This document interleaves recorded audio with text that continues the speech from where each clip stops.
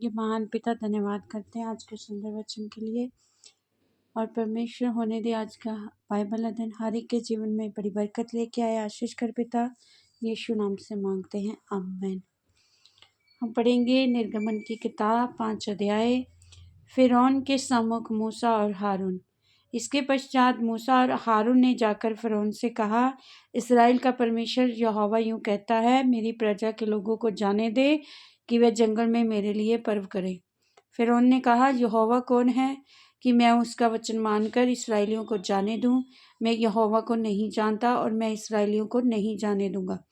उन्होंने कहा, इब्रियों के परमेश्वर ने हमसे भेंट की है, इसलिए हमें जंगल में 3 दिन के मार्ग पर जाने दे कि अपने परमेश्वर यहोवा के लिए बलिदान करें। ऐसा ना हो कि वह हमें मरी फैलाए या तलवार चलाए। मिस्र के राजा ने उनसे कहा, हे मूसा, हे हारून, तुम क्यों लोगों से काम छुड़वाना चाहते हो? तुम जाकर अपना अपना बोझ उठाओ। और फिरौन ने कहा, सुनो, इस देश में वे लोग बहुत हो गए हैं, फिर तुम उनको परिश्रम से विश्राम दिलाना चाहते हो। फिरौन उसी दिन उस परिश्रम करने वालों को जो उन लोगों के ऊपर थे और उनके सरदारों को ये आज्ञा दी कि तुम जो अब तक ईंटें बनाने के लिए लोगों को पुआल दिया करते थे, वह अब आगे को ना देना, वह आप ही जाकर अपने लिए पुआल इकट्ठा करें। तो भी जितनी ईंटें अब तक उन्हें बनानी पड़ती थी, उतनी ही आगे को भी उनसे बनवाना, ईंटों की गिनती कुछ भी नहीं घटाना, क्योंकि वे आलसी हैं। इस कारण ये कहकर चिल्लाते हैं, हम जाकर अपने परमेश्वर के लिए बलिदान करें। उन मनुष्यों से भी और भी कठिन सेवा कराई जाए और वह उसमें परिश्रम करते रहें और झूठी बातों पर ध्यान ना लगाएं। तब लोगों के परिश्रम करने वालों ने और सरदारों ने बाहर जाकर उनसे कहा, फिरौन इस प्रकार कहता है, मैं तुम्हें पुआल नहीं दूंगा। तुम ही जाकर जहाँ कहीं पुआल मिले वहाँ से उसको बटोर कर ले आओ, तुम्हारा काम कुछ भी नहीं घटाया जाएगा। इसलिए वे लोग सारे मिस्र देश में तितर बितर हुए कि पुआल के बदले खूंटी बटोरें। परिश्रम कराने वालों ने ये कहकर उनसे जल्दी करते रहे कि जिस प्रकार तुम पुआल पाकर किया करते थे, उसी प्रकार अपना प्रतिदिन का काम अब भी पूरा करो।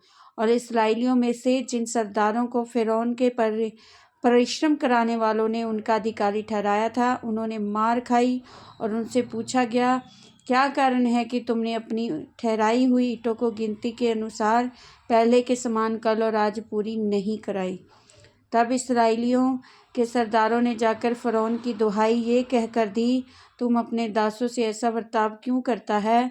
तेरे दासों को पुआल तो दिया ही नहीं जाता और वे हमसे कहते हैं, ईंटें बनाओ, ईंटें बनाओ, और तेरे दासों ने मार भी खाई है, परंतु दोष तेरे ही लोगों का है। फिरौन ने कहा, तुम आलसी हो, आलसी इस कारण कहते हो कि हमें यहोवा के लिए बलिदान करने को जाने दे। अब जाकर अपना काम करो और पुआल तुमको नहीं दिया जाएगा, परंतु ईंटों की गिनती पूरी करनी पड़ेगी। जब इस्राएलियों के सरदारों ने ये बात सुनी कि उनकी ईंटों की गिनती ना घटेगी, प्रतिदिन उतना ही काम पूरा करना पड़ेगा, तब वे जान गए कि उनके संकट के दिन आ गए हैं।